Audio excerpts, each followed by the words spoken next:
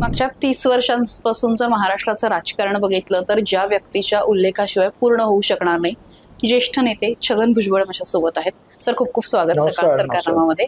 आणि आता मंत्री झालेले आहात, काही पहिली वेळ नाहीये, पण यावेळेस जरा वेगळं होतं, बराच काळ वाट बघावी लागली. कसं वाटतंय? ठीक आहे, एखादं चांगलं मोठं पद मिळालं कोणाला वाईट वाटतं, आनंदच होतो ना, स्वाभाविक आहे ना, मनुष्य स्वभाव आहे तो. एक्झॅक्टली. त्यामुळे आनंदच वाटला. पण बरेच काळ वाट बघावी लागली. इनसाइड स्टोरी काय, नेमकं काय काय घडत गेलं? आता काय घडत गेलं तुम्हाला सगळं जास्त माहिती आहे ना आमच्यापेक्षा, कारण तुम्ही माझ्याकडे पण विचारू शकता, त्यांच्याकडे समोरच्या लोकांना पण विचारता, सगळ्या पक्षांकडे तुम्ही जाऊ शकता, ॲक्सेस आहे तुम्हाला. त्यामुळे काय घडलं हे तुम्हाला कल्पना आहे. घडलं हेच आहे की मी जरूर नाराज झालो होतो. तो नाराज झालो तो यासाठी की लोकसभेला सुद्धा मला उभं राहा म्हणून सांगितलं, दिल्लीतून सांगितलं आणि सांगितलं उभं राहायचं. मी सुरू केलं, त्याच्यानंतर मध्ये काय अडचण निर्माण झाली, माझं नाव जाहीर होईल ना म्हणून मी मग म्हटलं आता मी माघार घेतो. राज्यसभा आली पहिली, तर ती सुनित्रा त्यांना देण्यात आली, म्हटलं ठीक आहे. दुसरी आली, ती दुसऱ्या आमच्या एका मित्राला देण्यात आली. म्हटलं तर मी काय करायचं, 40 वर्ष झाली मला या विधान भवनामध्ये. नाही तुमचे म्हणाल, कारण त्याच्या अगोदर लोकसभेची जरा परिस्थिती आमची वाईट झाली होती, म्हणून तुमची गरज आहे सरकार परत आणण्यासाठी, तुमचा फेस पण आम्हाला हवा आहे, तुम्हाला लढलं पाहिजे. म्हटलं लढतो. आणि आपण पाहिलं की त्यावेळेला सगळीकडे ओबीसी मतं जी आहेत ही 100%च्या जवळपास महायुतीकडे वळली आणि लाडकी बहीण. त्यामुळे 4000 मतांनी मागच्या निवडणुकीत निवडून आलेला मनुष्य आमदार तो लाखावर गेला. आणि मी येवला आसलगावमध्ये नेहमीच 60,000 मतं 4 निवडणुकांमध्ये घेतली जादा.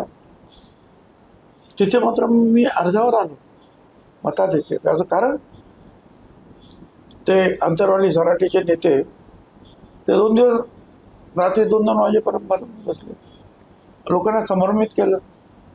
50 वर्षानंतर गुजरातला जाणारं पाणी वळवून 10 किलोमीटरच्या डोंगरात बोगदे तयार करून 160 किलोमीटर पाट तयार करून त्याला सिमेंट कॉन्क्रीट करून ते पाणी पोचवलं. बागायतदार झाले.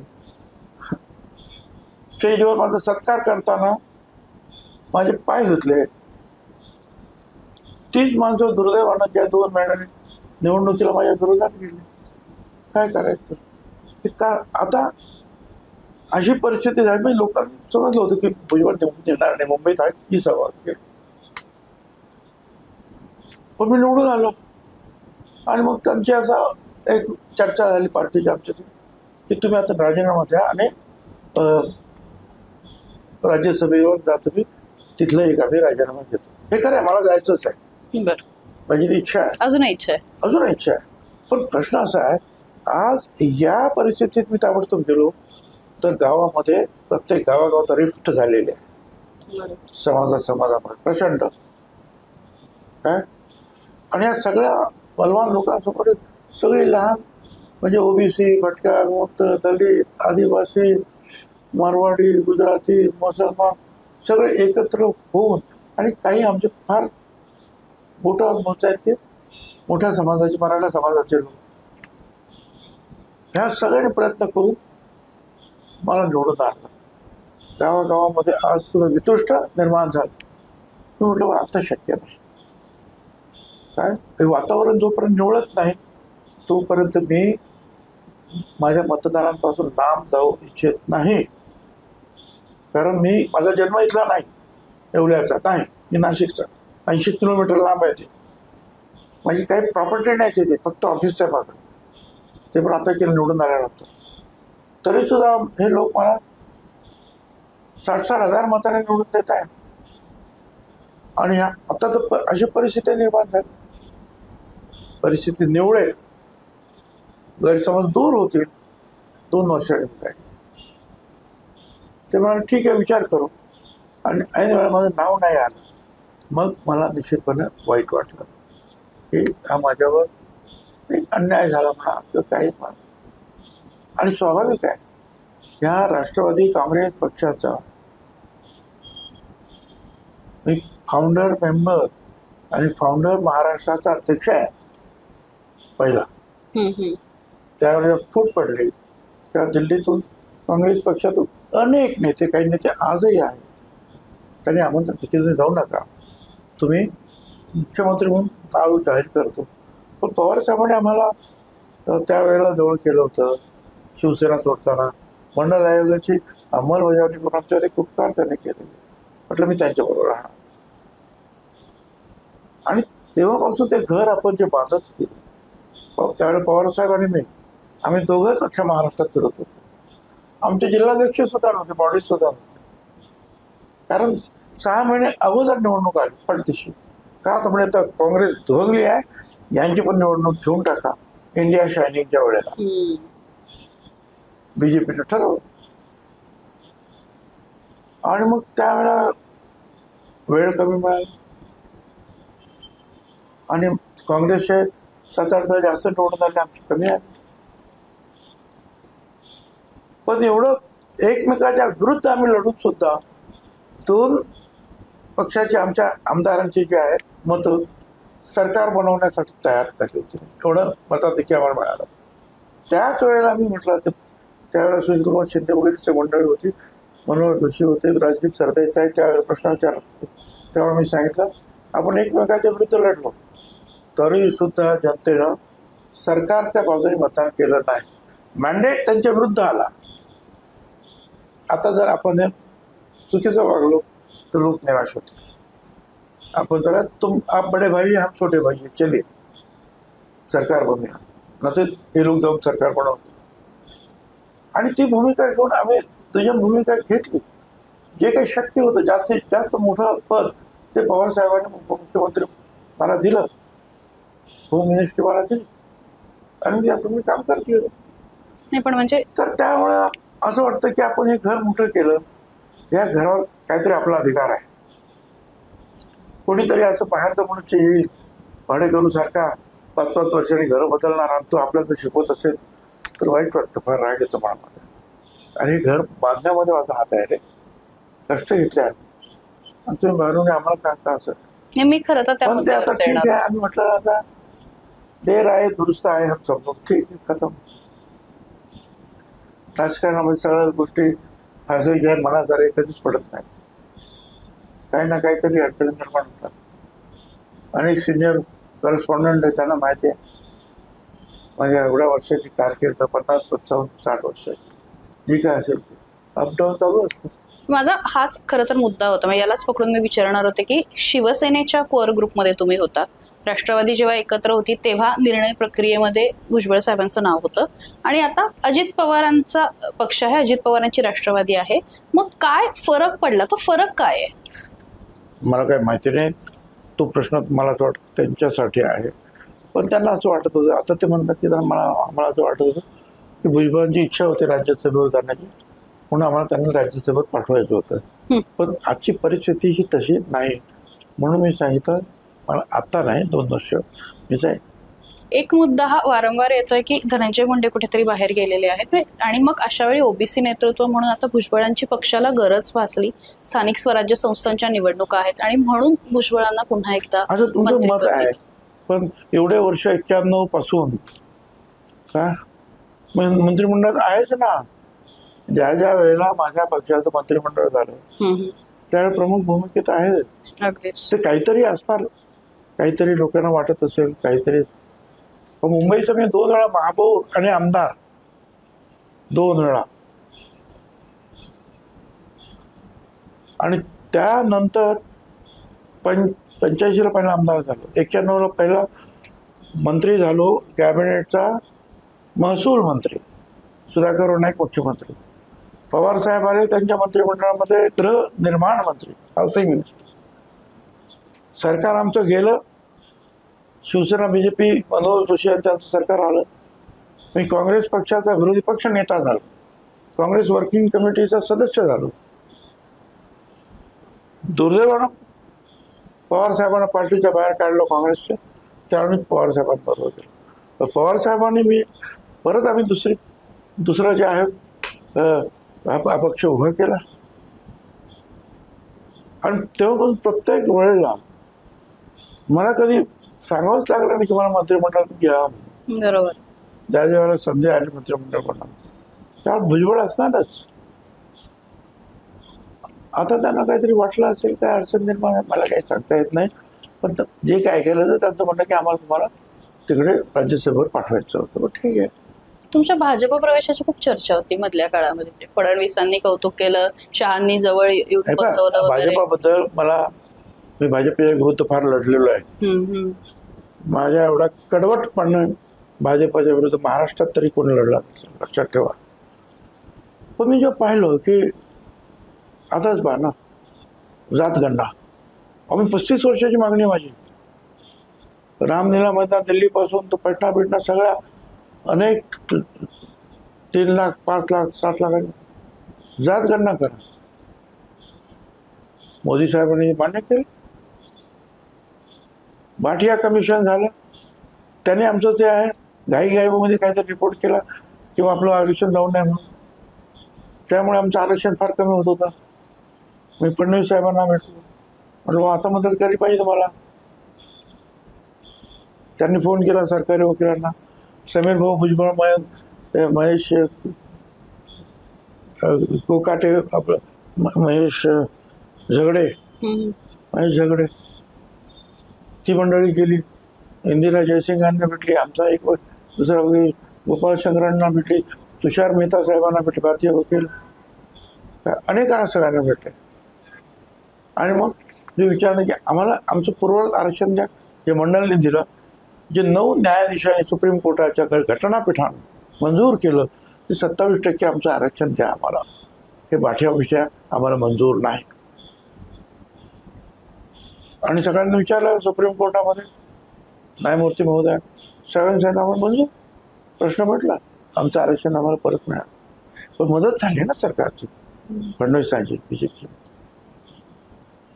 आमच्यासारख्या ओबीसी आणि मागासवर्गीयाचं काम करणारे आम्हाला ज्याने असं आम्ही पवार साहेबांचा नेहमीच आभार मानतो. मंडळ आयोगाची अंमलबजावणी त्यांनी केली. कदाचित कोण नंतर केली असते की नाही सांगता येतं, पण त्याने ते धैर्य दाखवलं.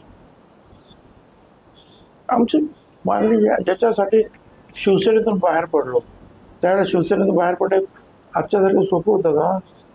एकच दरवाजा होता इन्कमिंगचा, आउटगोईंगचा दरवाजाच नव्हता. जा तिकडं खाली उडी मार, झगडता गेला. अशा परिस्थितीमध्ये आम्ही आलो आणि पवार साहेबांनी आम्हाला सांभाळलं सुद्धा आणि आरक्षण सुद्धा दिलं. त्यांचे सुद्धा आमच्यावर उपकार आहेत. तर प्राप्त परिस्थितीमध्ये ज्यांचा आम्हाला उपयोग होतो आहे, मदत होते मनापासून, आम्ही त्यांचं गुणगान का गावं नाही? पण मग मत बदलतंय भाजपबद्दलचं तुमचं? भाजपबद्दलचं आमच्या मागासवर्गीयांना आमच्या मागण्या ते मान्य करतायत, त्याबद्दल आम्ही त्यांचे आभारी आहोत. मला असं वाटतं की रोखठोक बोल त्यांचं पण मत बदलतंय ना. जातगणना किंवा ओबीसी आरक्षण किंवा काय, त्याच्यामध्ये त्यांचं सुद्धा मत बदलत आहे ना. मग ठीक आहे, त्यांचं मत बदलत आहे या बाबतीमध्ये. काही वेळा त्यांचा सुद्धा विरोध होतात ना. आता मत त्यांचं बदललं, माझंही मत बदललं. 2 मत बदले जे आहेत एकत्र आले तर काय बघ. पण एक लक्षात ठेवा, मी भाजपचा मंत्री नाही आहे.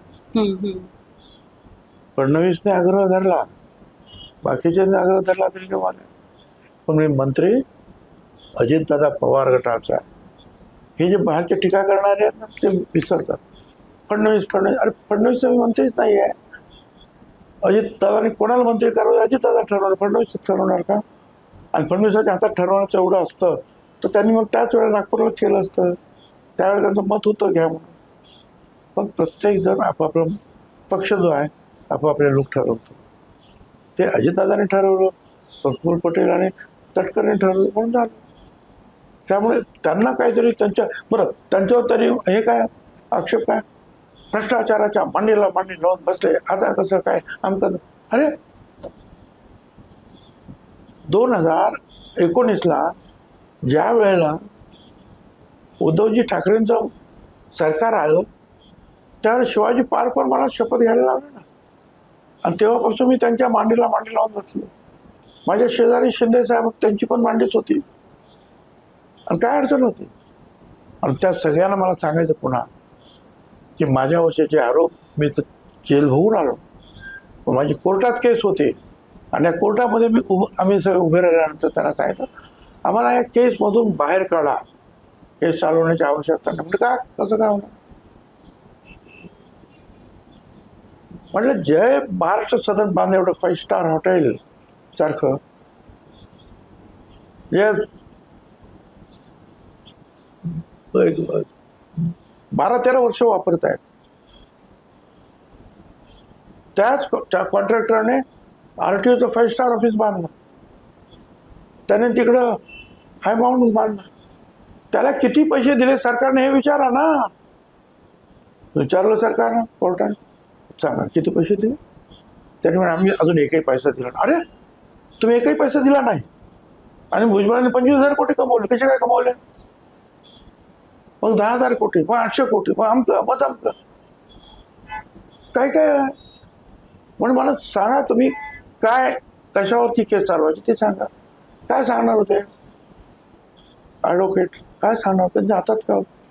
जर तुम्ही पैसेच त्याला दिला नाही तर कॉन्ट्रॅक्टरला, तर तो कॉन्ट्रॅक्टर यांना काय देणार, कसे काय देऊ शकतो. पण 100 कोटीचं कॉन्ट्रॅक्ट ठरवलं, ते पण या कॅबिनेटने ठरवलं, 2 वेळा मीटिंग होऊन ठरवलं. तो काय एकट्याचा निर्णय नव्हता. आम्ही फक्त PWD मंत्री म्हणून मी त्याची देखरेख करून चांगलं बांधून घेतलं, जे आज राष्ट्रपती भवनानंतर 2 नंबरची वास्तू आहे आणि लोक सगळे त्याची वाहवा करतात. पण पैसे नाही मिळाले ना. अहो तिथले पडदे हे सुद्धा कॉन्ट्रॅक्टरचे, काही असे समय आहेत मोठे, ते सुद्धा त्यांचे आहेत, लाईट्स त्यांच्या, सगळं फर्निचर त्यांचं, किचनचं सामान त्यांचं, सर्व बिस्लेरी प्लांट आहे खाली, तो त्यांचा. पॉवर जनरेशनचे आहेत मशीनचा. काय अडचण काय, पैसे नाही दिले तुम्ही त्याला. आणि कोर्टानं सांगितलं या केसमधून या सगळ्यांना पुढे न जाता मुक्त. आणि त्यावेळेला परत लक्षात घ्या, त्यावेळेला मी BJPचा विरोधकच होतो, कारण मी उद्धव ठाकरेंच्या मंत्रिमंडळात होतो आणि पहिला पेढा मुख्यमंत्री उद्धव ठाकरेंना वर्षावर जाऊन मी दिला. आता ठीक आहे, आम्ही सुटल्यानंतर पूर्ण कोणतरी अपील ते करत राहतं, त्याला मर्यादाच नसते. पण उगीच भ्रष्टाचार म्हणून साफ म्हणून भुई थोटाचं काम सुरू आहे. आणि जे बडबड करतात ना, तेच माझ्या विरुद्ध अपिलामध्ये गेलेले आहेत आणि म्हणून त्यांना जास्ती जे आहे ना त्रास होत आहे. अरे 80 पानाचं हे आहे, डॉक्युमेंट आहे, जजमेंट आहे. हे सगळं म्हणजे मला एक महत्वाचा मुद्दा या सगळ्यामध्ये मांडायचा आहे की भुजबळांना स्पष्ट बोलण्याची किंमत मोजावी लागली का एकूण या सगळ्या काळामध्ये. ठीक आहे, राजकारणामध्ये असं होतं, सगळे नाही बोलत ना, सगळे बोलत नाही म्हणून ते शाबूत राहतात. हा, सोन्याच्या पिंजऱ्यात राहतात. मी बोलत राहणार. माझी भूमिका मी सोडत नाही. मला जनतेसाठी काम करायचं आहे, गोरगरिबांसाठी काम करायचं. मागच्या कॅबिनेटच्या मीटिंगमध्ये सुद्धा मी सांगितलं, अरे महाराष्ट्रामध्ये पाऊस एवढा प्रचंड पडला, सगळा शेतकरी रडतोय. नाशिकला आमच्या आता कांदे जे आहेत असे कचरा वाहून जातो, अशी ओढामध्ये कांदे वाहून गेले, रडतायत. आपल्या अडचणीची परिस्थिती असेल, मदत करायला लागेल आपल्याला. सगळ्यांनी सांगितलं नाही आपण करू, पंचनामे करण्याची ऑर्डर निघाली. गरिबांचे प्रश्न सुटत आहेत आणि त्यासाठी जर आवाज उठवावा लागला तर काय वाईट आहे. त्याचं काय भोगायचं असेल ते भोगू. आणि मला एकदा मी सुदुंबरे म्हणून जे आहेत तेली समाजाचे जे आहेत गुरु तिथे राहतात, त्यांचा कार्यक्रम होता आणि पवारसाहेब पण माझ्याबरोबर होते. तर अशी चर्चा सुरू होती. त्यावेळेस त्यांचं एक वाक्य मला आठवतं. ते म्हणा, भुजबळ जे सामाजिक कार्यासाठी लढतात ना त्यांना फार विरोधाला नेहमीच तोंड द्यावं लागतं. हे त्यांचं वाक्य मलाही आठवतं. अजूनही आठवतं. आणि इतिहासामध्ये सुद्धा आपल्याला हेच दिसून येईल. प्रवाहाच्या विरुद्ध जो पोहतो प्रवाहाच्या विरुद्ध, त्याला त्रास होतात. जे प्रवाहाच्या विरुद्ध जातात ते काय बसतात आनंदात. काय आता आम्हाला ते आयुष्य गेलं, चुकीचं असेल तर बोलायचं, बोलत राहू. अडून कोणी सांगत नाही की आता या विषयावर बोलू नका. विशेषतः जरांगे पाटलांच्या बाबतीत जे काही घडत होतं तर त्या काळामध्ये ते बोलू नका म्हणजे काय असं आहे. जरांगे पाटलाबद्दल जो आहे 2 महिने तो माझ्या नावाने शिवीगाळ करत होता.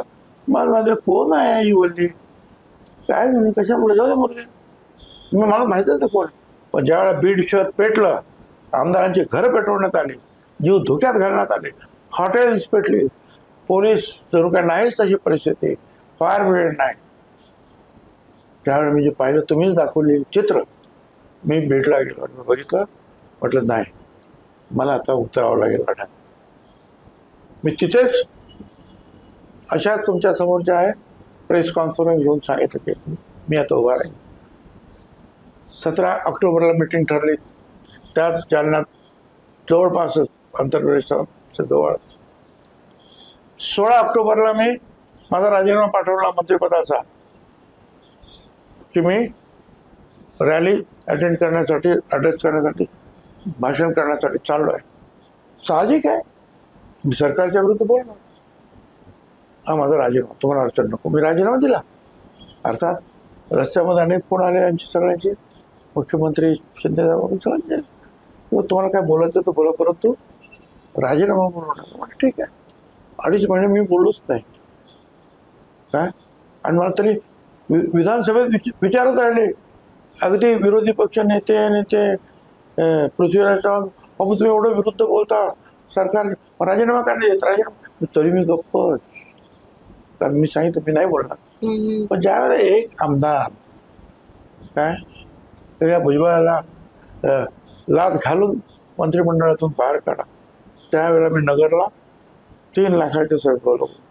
लाच मारण्याची गरज नाही, भुजबळचा राजीनामा 2-3 महिने अगोदरच गेलेला आहे टेबलावर, फक्त सही करायची, संपला विषय आहे. तर त्यावेळेला मी ते ओपन केलं. त्यावेळेला राजीनामा झाला असं तर झालाच काय. पण आता माझ्या पक्षानं मला संधी नाकारणं ती एक वेगळी गोष्ट होती. पण त्याचं याच्याशी काही कनेक्शन होतं, कारण आताही जरांगे म्हणाले की अजित पवारांना मोठी किंमत मोजावी लागेल. हो रे, कावळ्याच्या शापानं काय गायी मरतात का? तुम्ही काय चाललं, तुमच्यामुळे ते मोठं नाव येते. त्यात थोडस खात्याबद्दल की आता शिवभोजन थाळी योजना खूप शिवभोजन थाळी ही बंद होणार नाही, सुरू राहील. कारण 2 लाख लोक रोज जेवत आहेत. त्यांच्या पाठीमागे घराच्या 10 लाख लोकांना थोडा फायदा होतो. 2000 केंद्रामध्ये 10 माणसं काम करतायत. त्यांच्या पाठीमागचे लोक किती आहेत बघा, तेवढा सगळ्यांना फायदा होतो. खर्च 140-50 कोटी आहे. त्यांना मी विनंती केली, त्याने सांगितलं ठीक आहे, चालू ठेवायचं, संपला विषय. पवार साहेबांनी निवृत्त व्हावं असं एक अजित पवार म्हणत होते, अनेक जण म्हणत होते. काय वाटतं तुम्हाला, निवृत्तीचं वय राजकारण्यांना असावं? असं काय सांगायचं मला, असं त्या प्रत्येकाचे मत आहेत. पण पवार साहेब आजही म्हणजे माझ्यासारख्यांना, अजितदादा तर 6 वाजता जातात कामाला, तुम्ही त्यांची नाही तुलना करणार, पण माझ्यासारख्यांपेक्षाही जास्त काम करतात. एवढे शारीरिक दुखणं असताना, वय असताना थांबत नाहीत. काय आपण त्याला सांगणार काय? आणि ते कुणाचं सांगून ऐकणार सुद्धा नाही. अहो, लोकांची कामं करणं हेच तर त्यांचं टॉनिक आहे जेवणात. ते अजिबात कोणाचं ऐकणार, घरच्या माणसांचं सुद्धा ऐकणार नाही कोणाचं, आणि ऐकत नाहीत. त्यामुळे ठीक आहे ना, चांगलं काम करतायत, तोपर्यंत घरात बसून काय ते बसवणार नाही, कुणाला बसवत नाही. हा, जे नुसत्याच आपलं राजकारणामध्ये काहीतरी कमवण्यासाठी आले ते आपलं कमवणं आपलं शांत. पवार साहेब ते तसं नाही, होऊ शकत नाही. शेतकऱ्यांचे प्रश्न सोडवण्यासाठी, ऊस कारखान्याचे प्रश्न सोडवण्यासाठी, उद्योगधंद्याचे प्रश्न सोडवण्यासाठी, सामाजिक प्रश्न सोडवण्यासाठी, एक नाही अनेक प्रश्न सोडवण्यासाठी आज सुद्धा ते सगळ्यांच्या पुढे असतात. त्यांना ते अजिबात सांगणं रुचणारच नाही, पटणार पण नाही, ऐकणार पण नाही. ऐकून घेतील, वागणार नाही. मंत्रिपदाची शपथ घेतल्यानंतर अभिनंदनाचा फोन आला होता. पवार साहेबांचा अभिनंदनाचा नाही, मला सुप्रिया त्यांचा फोन आला होता. ते म्हणाले बाबांना बोलायचं, बोललो. साहेब मी मंत्रिपदाची शपथ घेतली, हा आशीर्वाद असू द्या. त्यांनी सांगितलं चांगली गोष्ट आहे, चांगलं काम करा. एक काही प्रश्न आहेत जे तुमच्याबद्दल आहेत की प्रकृतीची काळजी कशी घेता, म्हणजे व्यायाम वगैरे करता का रोज? अरे बाबा, हे बघा मी तुम्हाला सांगून देतो, प्रकृतीची काळजी हे प्रत्येक राजकारण, अगदी म्युन्सिपाल्टी असेल आमच्या महानगरपालिकेच्या, कुणाला तरी शुगर नाही तर ब्लड प्रेशर असणारच. आपल्याला ते सगळ्या फार आनंदाच्या खुर्च्या वाटतात, ते नसतं. आमदारांची सुद्धा तीच परिस्थिती असते, लक्षात ठेवा. कोणाचं वजन वाढतं, कोणा वेळ मिळत नाही. आम्हाला सुद्धा अनेक आहेत. कुठे आर्थरायटिसचा त्रास आहे, कुठे काय बीपी आहे, शुगर आहे, सगळं. पण तर मग शुगर कमी करायची आहे, वजन कमी करायचं आहे. एक भाषण होतं माझं तिकडे नाशिकला, या विषयाची जे डॉक्टर आहेत त्यांच्यासमोर. म्हटलं तुमची औषधं वगैरे सगळं ठीक आहे, पण 10 गोष्टीच्या आहेत आवश्यक आहेत वजन कमी करण्यासाठी आणि शुगर वगैरे कमी करण्यासाठी, ठीक राहण्यासाठी. तर कुठल्या 10 गोष्टी सांगा? म्हटलं पहिली गोष्ट डाएट, बरं दुसरी डाएट, तिसरी डाएट, चौथी डाएट, 5वी डाएट, 6वी मग चाललं पाहिजे, व्यायाम केला पाहिजे, फिरलं पाहिजे, लोकांशी बोललं पाहिजे. परंतु हे सगळ्यात महत्त्वाचं, हे व्यवस्थित असेल तर बऱ्याच व्याधी कमी होतात. त्यासाठी मी ते फार ते ऐकतो, करतो. परंतु जास्तीत जास्त फिरण्याचा सुद्धा प्रयत्न करतो. रोज सकाळी उठल्यानंतर निदान 30 ते 40 मिनिटं मी योगा आणि प्राणायाम करतो. आणि मग त्या लोकांना तुमच्यासारखं बोलत राहतो. आमचा त्या बाबतीमध्ये आदर्श शरद पवार आहे. एवढ्या अडचणीतून आणि एवढ्या वयामध्ये ते जर करू शकतात तर मी काय करू शकत नाही. इव्हन बाळासाहेब सुद्धा काय शिवाजी पार्कच्या स्टेजवर कशाला तरी त्यांना शेवटला आणत होते, ते बोलत. हे आमचे आदर्श आहेत. डाएट बद्दल आपण बोलत होतो, पण मग भुजबळ साहेबांना खायला काय आवडतं? अरे खायला ताई सगळंच आवडतं मला, पण करणार काय? हे करायचं असेल तर ते नाही, काय करणार? मला स्वीट सुद्धा आवडते, आईस्क्रीम सुद्धा आवडतात, आंबे सुद्धा खूप आवडतात, हे सगळंच आवडतं मला. काय पण नॉनव्हेज पण आवडतं, व्हेज पण आवडतं. पण आता नॉनव्हेज जवळपास 99% कमी केलं. काय आणि गोड सुद्धा बऱ्याच प्रमाणात केलं. सहकुटुंब फिरायला जायला कुठे आवडतं? शॉपिंग करता का स्वतःसाठी? आम्हाला मुंबईमध्येच काय शॉपिंगचं मला काय होत नाही, कारण सगळी गर्दी, लोक पुढे आले, ते पोलिसांच्या गाड्या आणि मध्ये सगळे जे आहेत काय भुजबळ साहेब 1 मिनिट काय ते काय नसतं थांबवलं. कोणी काय शॉपिंग करू देत नाही मला. एक आहे परदेशात कधी गेलो तर मुक्तपणे जे आहे रस्त्यावर फिरत काय शॉपिंग करत बसतो. काय नातवंडांसोबत वेळ कसा घालतो? फार आनंद, काय फार आनंद. घरी गेलो की अगोदर त्यांच्याबरोबर बोलणं, गप्पा गोष्ट सगळं विसरून जायचं. त्यांचे सगळे हट्ट वगैरे पुरवत? हा बरोबर. अरे आमच्या हट्ट पुरवायला कोणच नव्हतं. आई वडील आमचे गेले, कसे वाढलो आम्ही पत्र्याच्या 10x12च्या खोलीत, जिथे लाईट नाही, जिथे संडास नाही, पाणी नाही. शौचालयाला दुसऱ्या बिल्डिंगमध्ये जात होतो. म्युन्सिपाल्टीच्या दिव्याखाली अभ्यास करत होतो. म्युन्सिपाल्टीच्या शाळेत, तिथून national technical high school, VJTI college. आमचे हट्ट कोण पुरवणार होते? कॅन्टीनमध्ये जायला सुद्धा कॉलेजच्या पैसे नव्हते आमच्याकडे. काय सांगायचं? ते सगळे हट्ट मी आता पुरवून घेतो त्यांच्या स्वरूपामध्ये. मी काही माणसांची नावं वाचणार आहे आणि त्यांच्या स्वभावाबद्दल 1-2 शब्दामध्ये सांगा. अरे कशाला कोणा वाईट म्हणा? नाही वाईट नाही. बघा तुम्ही काय सांगा, तुम्ही काय नरेंद्र मोदी. एक आहे की 10 वर्ष सातत्यानं मग प्रधानमंत्री राहणं आणि परत तिसऱ्यांदा प्रधानमंत्री होणं हे सोपं नाही. एक पूर्णपणे त्यांची प्रशासनावर पकड आहे. हा, आणि मग जे काही ठरवतील ते घडवून आणतात. अमित शहा. अमित शहा पण तसेच आहे.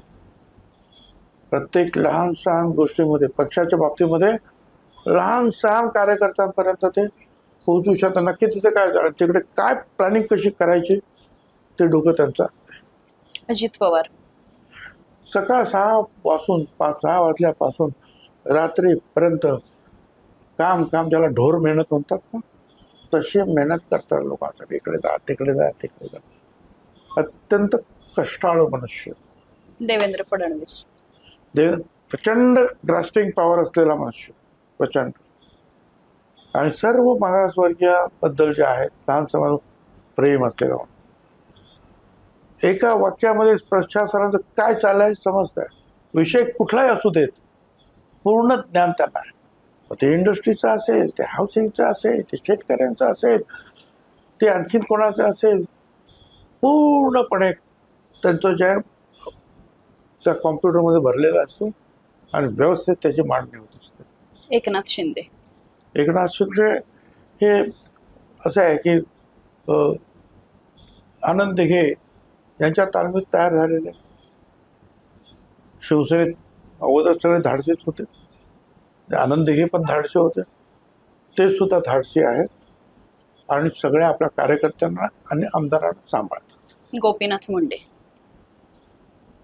गोपीनाथ मुंडे यांच्यामुळे बहुजन समाजामध्ये बीजेपीचा प्रचार आणि प्रसार झाला. तोपर्यंत हा पक्ष महाराष्ट्रामध्ये जवळपास बहिष्कृत होतो की हा फक्त उच्चवर्णीयांचा पक्ष आहे, तिथे कोणी जायचं नाही. पण गोपीनाथ मुंडेंनी त्या पक्षाला बहुजनाचा मुखडा प्राप्त करून दिला. दादा भुसे. ठीक आहे, चांगलं काम करतात.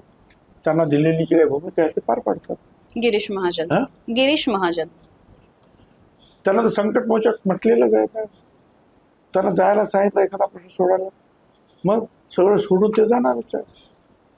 काय ते फडणवीस नावाच्या रामाचे हनुमान आहेत ते. माणिकराव कोकाटे. हा ठीक आहे, एवढंच. Thank you so much. तर हे होते धन्यवाद. रोकठोक छगन भुजबळ. धन्यवाद.